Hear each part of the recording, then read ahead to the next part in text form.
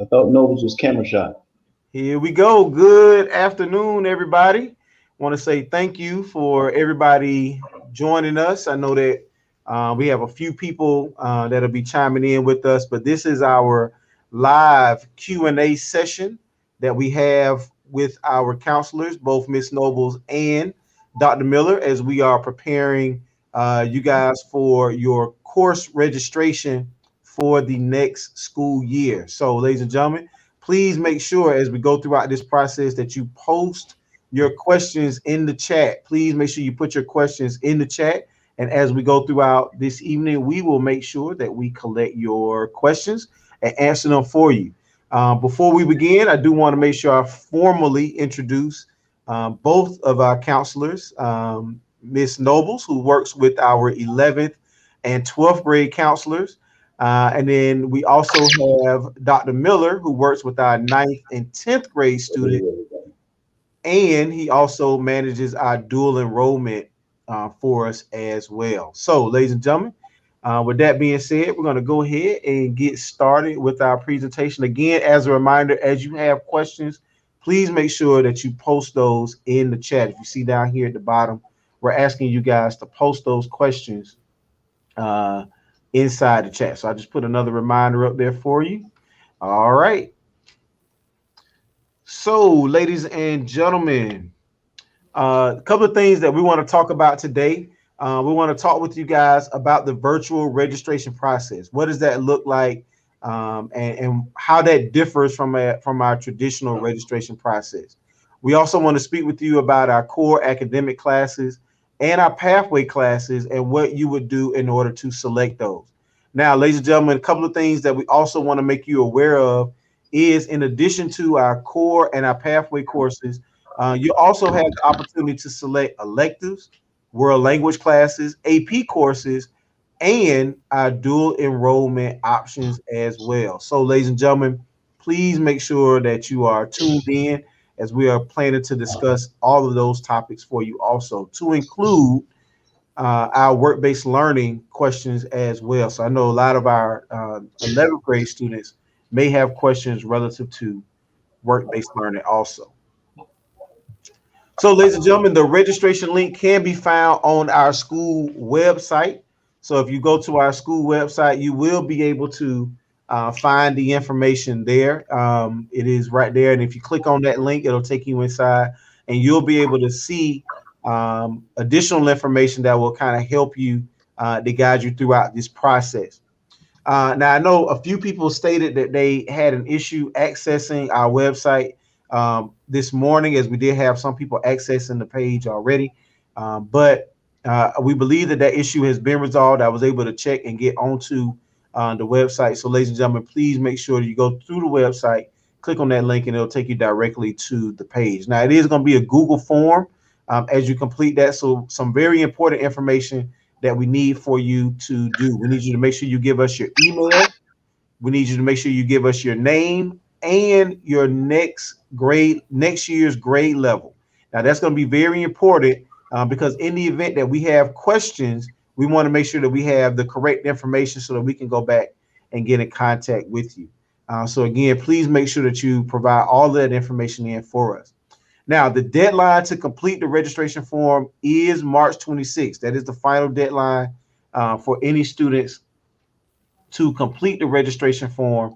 But we are asking that if you could, please complete that by the 19th. So we've implemented a priority deadline for our students to complete everything by Friday, March 19th. But we know that there may be some additional questions that you have, so we have extended that back out until the 26th for everything else. Please only submit one registration form.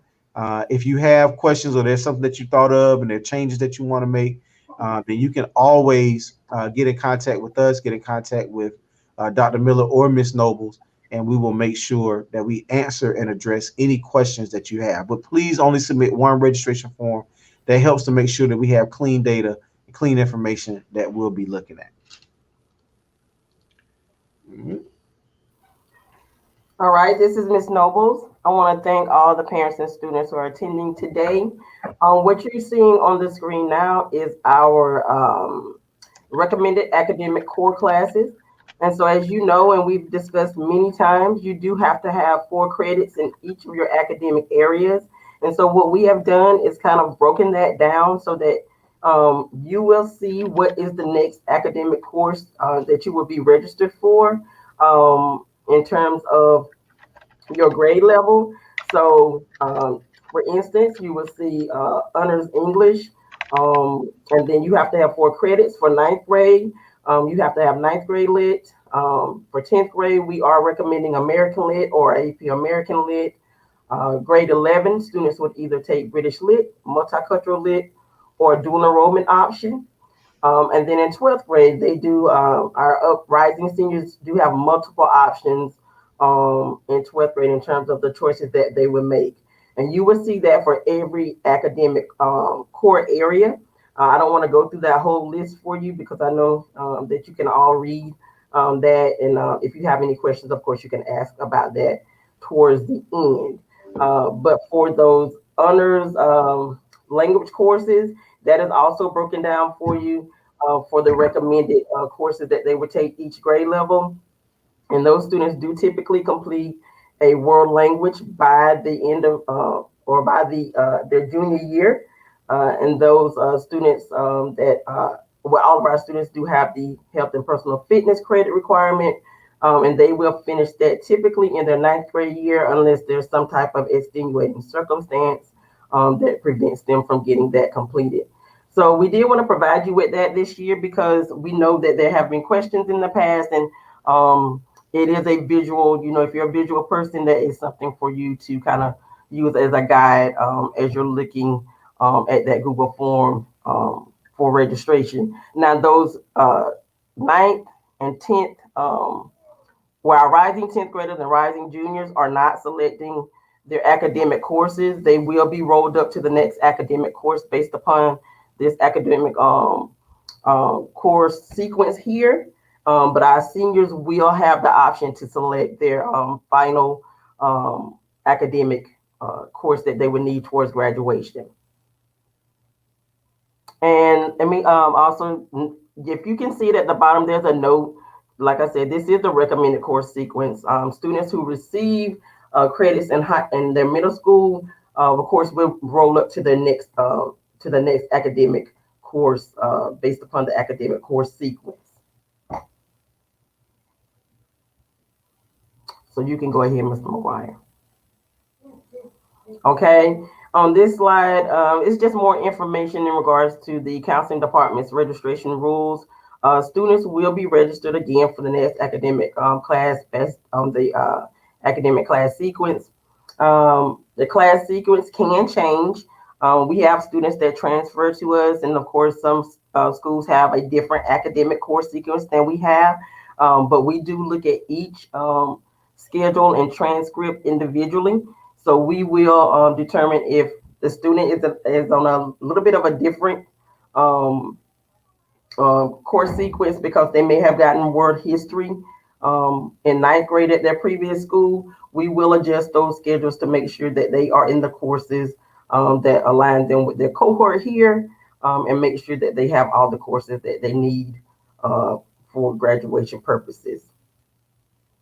And then those students who elect to register for AP or dual enrollment course, you will see a variation in their schedule. Like for instance, if those students who are rising 10th graders, they may decide to do an AP American Lit.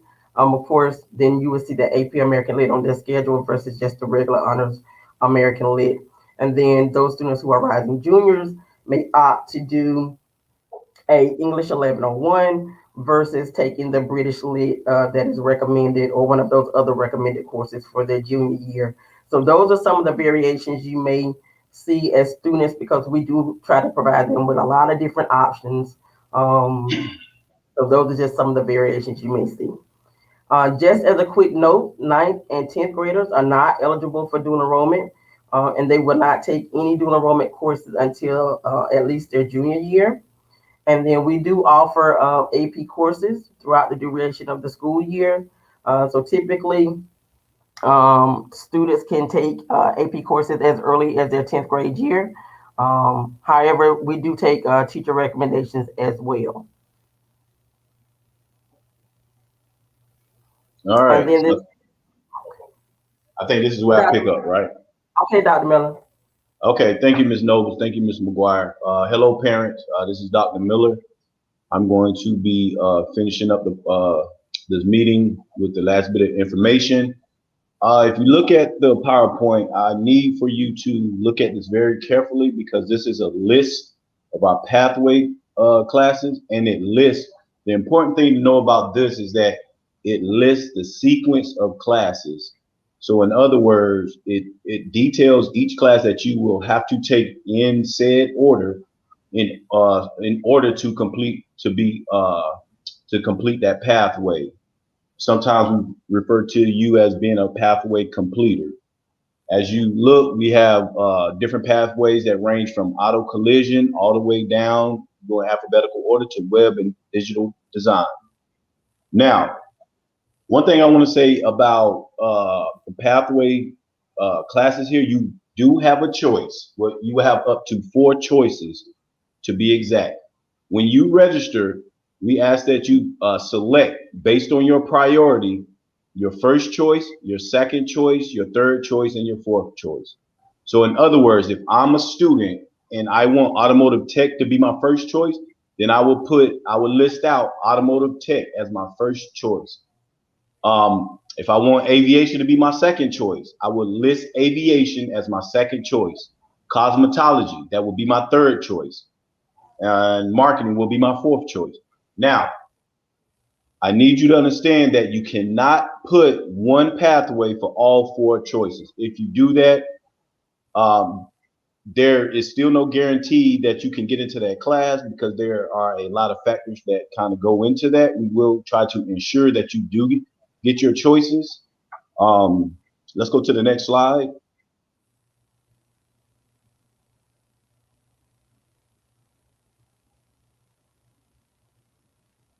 Okay, so let me start. I just covered this. Point number 1, students must select 4 pathway choices. And this is very important because if you do not get into your first one, we need to be able to place you into your second choice.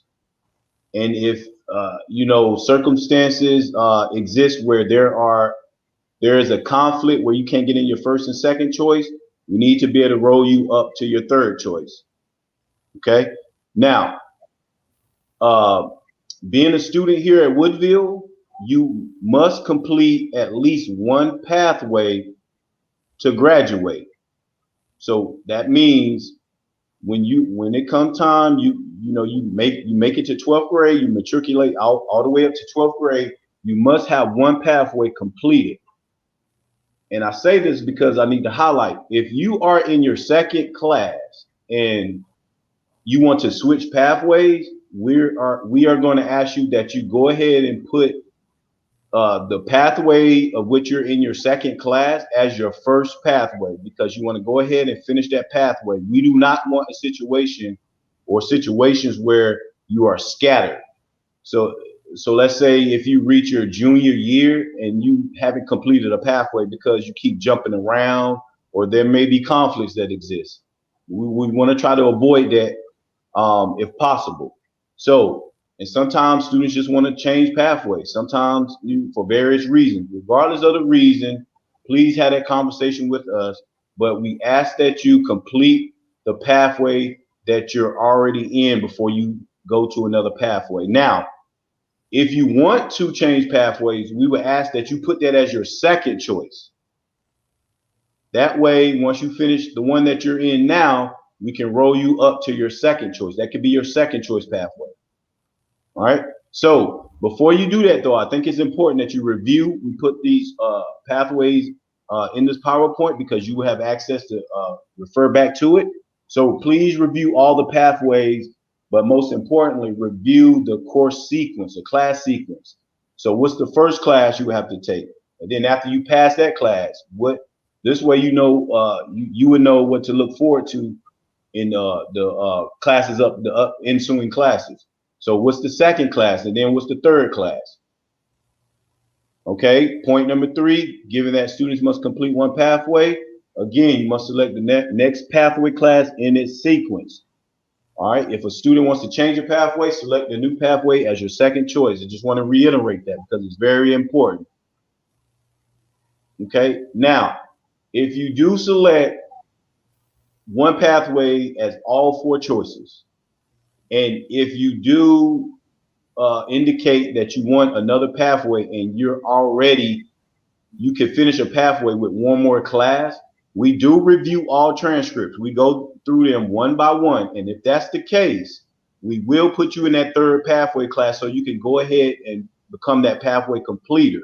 And then we will put your first choice or your second choice. We will list that. We will register you for that class after you complete that first pathway. I know this sounds confusing, but if you have any questions, please put them in the chat or email one of us so that we can kind of talk more about it. Is there another slide, Mr. McGuire? I can't see the PowerPoint. Okay, so now we want to move forward to discuss electives.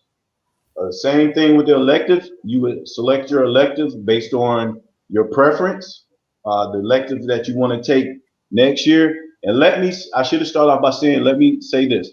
All classes at Woodville are meaningful. All classes matter. Yes, electives matter. Sometimes students get caught up in this, and sometimes parents get caught up in this idea that certain classes don't matter. Now, you do have classes that classify differently, but that doesn't mean that there's a class that's not meaningful. So now, whatever the case may be, we will look at it on an individual basis, and we want you to have a schedule that you like. However, the reality of it is, um, given the variables that we have to consider, potential conflicts, we make the best from the situation that we have, and we will create your schedule around those variables. Um, okay, students must select the different electives, one for each. Okay, students cannot select the same deal with the pathway. You cannot select one elective for all 4 choices. And again, just to kind of reiterate, we do review transcripts and classes taken. So we will come back and we will adjust your schedule accordingly. So those are really the only times we really adjust schedules, because we want to make sure that you're moving along and that you'll graduate on time with your cohort. Okay, so our job is to situate you and position you so that, one, again, you can matriculate and graduate on time, but also you want to make sure that whatever you're doing makes the most sense for your high school experience. I think that's the last slide. So now we'll entertain. Okay, one more slide. I'm sorry. AP courses versus dual enrollment courses. Now, if you are a student and you are eligible for AP and dual enrollment courses, again, Ms. Nobles talked about the course sequence. There will be some variation in your schedule. As far as dual enrollment, I've had 3 sessions. My last one was on yesterday. In those sessions, we talked about how you can get started with dual enrollment and everything that's involved. All I can say, if you do have questions about dual enrollment, you know the deadline to complete the course registration. Just make sure that you're emailing me your questions so that before you complete that form, you can select the class that makes the most sense for your situation. Now, don't base it on what your friend is doing. Don't base it on even maybe your parent. And I say that because there may be some information that they didn't receive. Maybe if you didn't attend a meeting, or maybe if you did receive information and you just don't understand it completely. Make sure that you check with me or Ms. Nobles before you make that decision. AP courses, you will have the opportunity to select AP courses that you're interested in. We'll try our best to get you into those courses. Again, we will review everything, and we do kind of lean on some of the recommendations of our teachers, but we do want you to look at those options. We want you to entertain that. We want you to select the courses that you would be interested in, because those AP courses are crucial, especially if you're going to college. They give you college credit, and we could talk more about that, in a different session.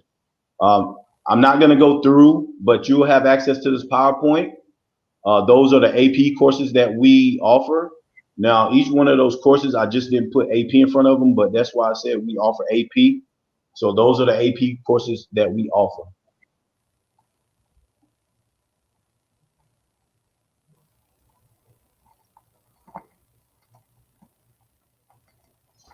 All right. So what we'll do now is, again, we want to open this up and we want to have a live Q&A opportunity for people to ask questions that they may have had in regards to this process. So we are going to move these things around just a little bit. Pardon me while we kind of get this situated here. Got a little Brady Bunch situation going as we move these tiles around. But we want to go into the chat and get a few of the questions that we had thus far. So the first question that we got in was from someone, Keb Bray. Let's go with that. Keb says, do children who currently go to Woodville have to apply to go again? And the answer to that question is no. If you have already applied and have been enrolled in the school, you do not have to reapply in order to enroll again. That application process is just for students who are planning to enter into Woodville Tompkins. Now, what we ask all of our students to do, and I think it's no different for anyone, but what we ask all our students to do is to make sure that you're passing all your classes and make sure that you are in good standing. If there's a situation where a student finds themselves not to be passed or not in good standing, those will be conversations that we will have there. But if you're passing all your classes, you're doing what you got to do, you do not have to reapply to come back for the following year. All right. So thank you for that great question. Maya asked the question. She said, I'm not able to see financial services on the registration form. So Maya, you're correct. And we love that picture, by the way. Maya, you're correct. I It's added it, not. Mr. McGuire. Say it again, Ms. Nobles. Tell Maya, you can go back in. Hopefully, I added it. We have so many selections here that it was left off accidentally. So I did go back in and add it to the Google form. All right. So perfect. Thank you, I'm Ms. Nobles. just impressed that she, she knows that financial services is supposed to be there. Good job, Mike. Right. Awesome. Good save, because she caught that one. All right.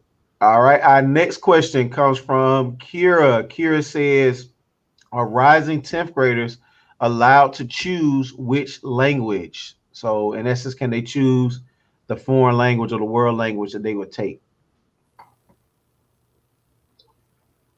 Yes. We only have two currently, and that's Spanish and French. So also be mindful just kind of so you know, if you do have a foreign language or any class, high school credit from middle school, make sure that you know that because we don't want you to do double work. And so those are the type of things we look at, but it's always good for you to have your eyes on it as well. So just choose based on what you've already taken in the past. All right. All right. And I So do want to share, Mr. McGuire, if there's a student that has already completed the form and they did not see financial services, but they would like to select financial services, they can go ahead and email their counselor and just let them know at the time that they registered the financial services was not a selection, and we can get that added. all right. The registration form.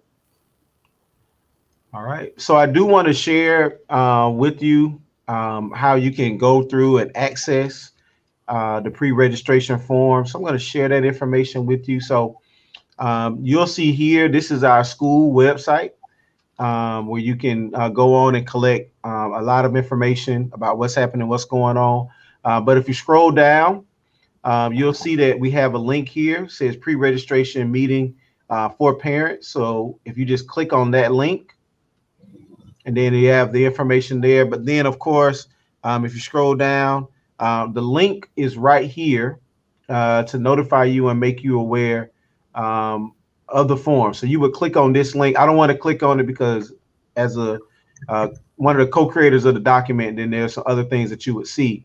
But you click on that link and it'll take you to the registration form. Again, please make sure that you add in that very important contact information, so that way we will have it. Of course, we need your name, your email address, and then the grade level that you're going into. So this is how you'll be able to access that information. Again, you go back to our website, scroll down just a little ways down, and then you'll be able to see that information. Also, just as a note, I know we have some parents that may be here that have students that are in our A or B cohorts that are with us face to face. You can get those schedules there so that you can note what days your students are supposed to be with us on campus.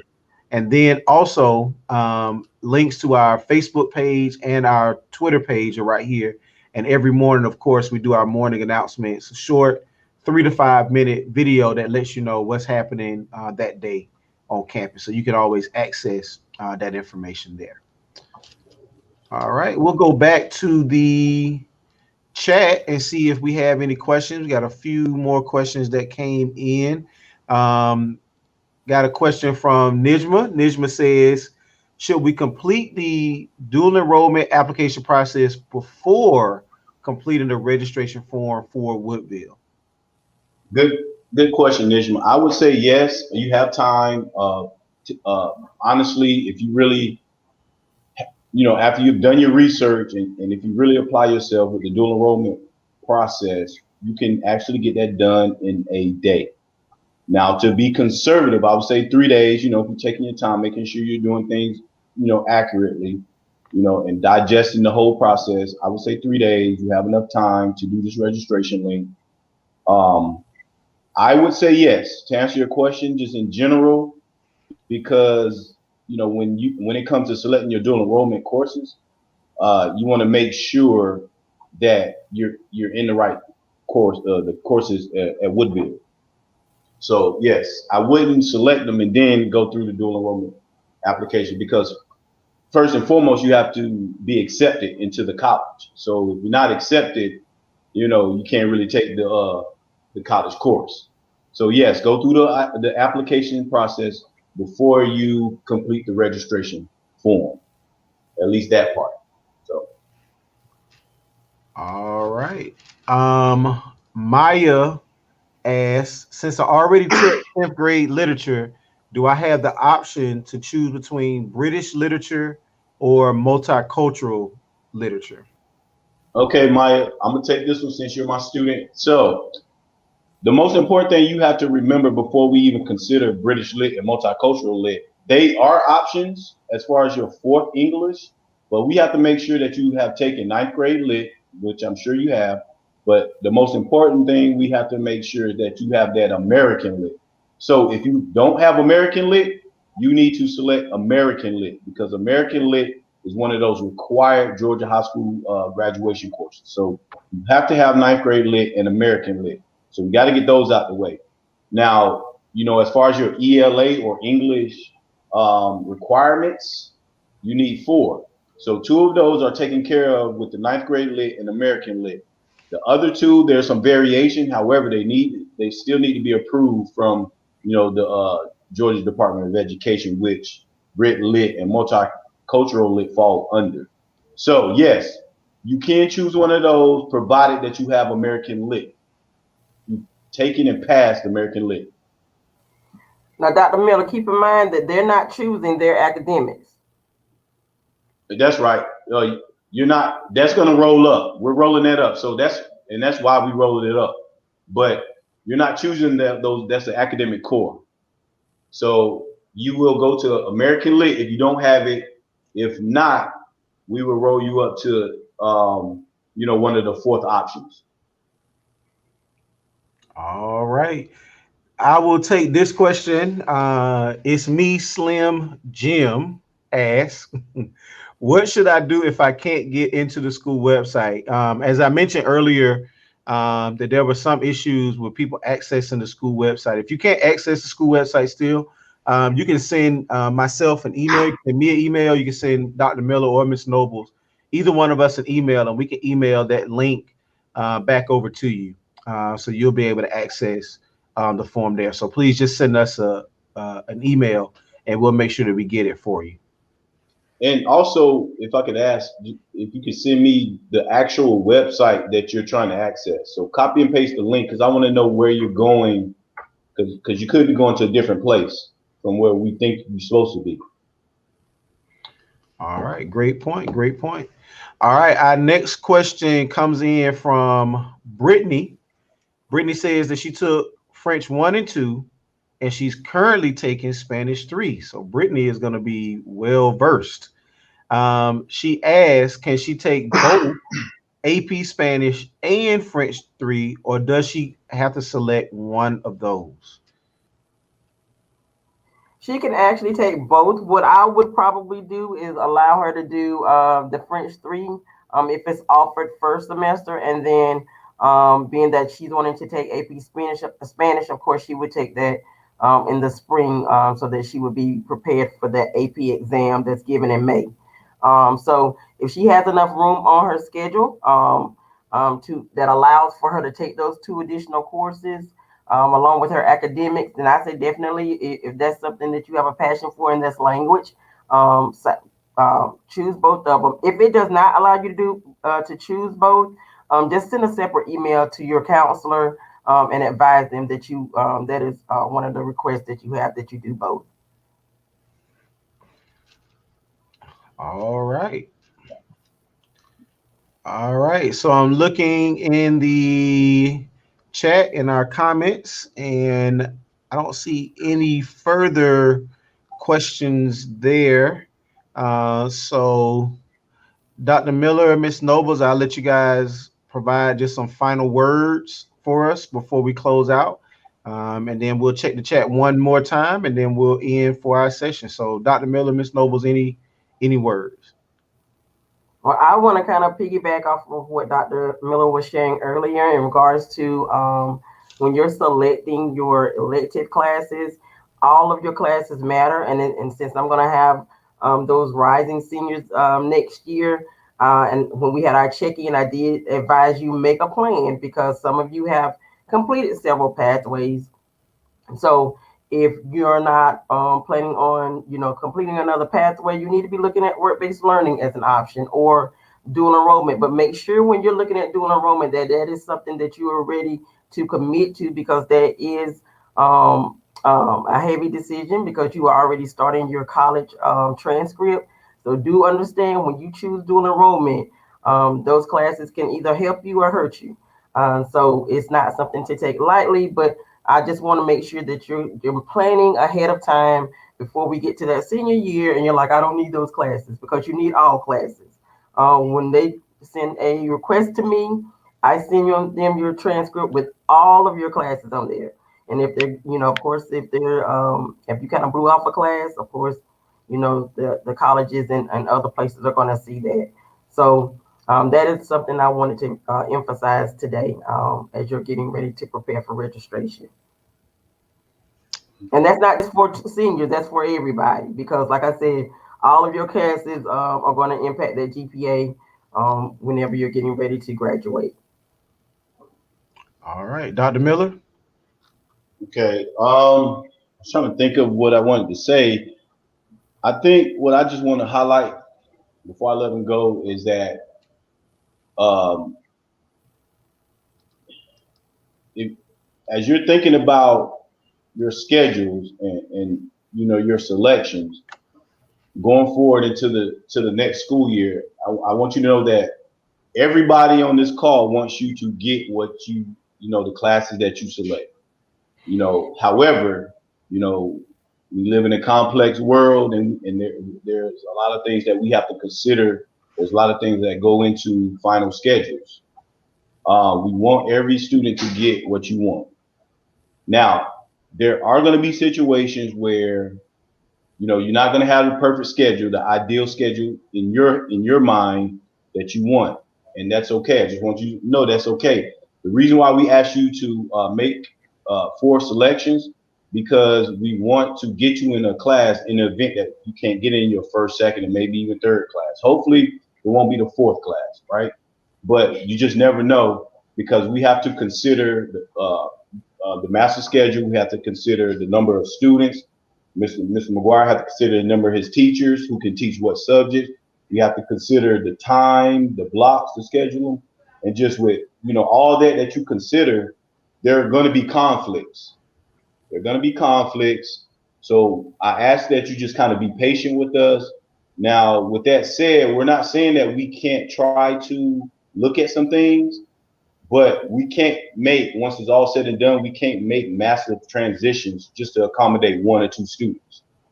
And I hope my parents hear me on this. But again, with that said, we're going to try our best to kind of, give you, provide you with a schedule that you can be happy with. But regardless of what you end up with, I want you to apply the same energy across the board to all your classes. Again, all your classes are meaningful and they contribute to you in meaningful ways in larger context when you think about, your life after high school. So you kind of got to think down the road sometimes and make the best of the classes. Again, if you don't want to take classes, start eyeing dual enrollment opportunities or AP. This is important to select your AP courses because we have a little bit more variation there. Um, Take some classes that's going to challenge you and also benefit you because AP and dual enrollment courses, they're weighted more, right? So if you need a GPA boost, now, again, as Ms. Noble said, you can't take this stuff lightly. It's a serious endeavor, even the AP courses. So if you do participate, not everybody's going to participate, so there's no guarantee, but if you do participate, you have to apply that seriousness. You have to be involved. Again, you have to attend classes every day. You have to submit your work in due time, quality work. Don't just submit poor work. That's a different conversation. I mean, you guys heard me say that in my dual enrollment meetings. But just know that we are here for you. We want to support you, but you can't always have the ideal cookie cutter schedule. However, we're going to try our best to give you what you need. Well, we're going to give you what you need. We're going to try our best to give you what you want. And that's all I have to say about that. So thank you for attending today. All right, and I'll look back in the chat. I didn't see any further questions there in the chat, but I did go ahead and I was able to place the link to the Google Doc there in the comments. So you can look there in the comments. You'll be able to access the form there.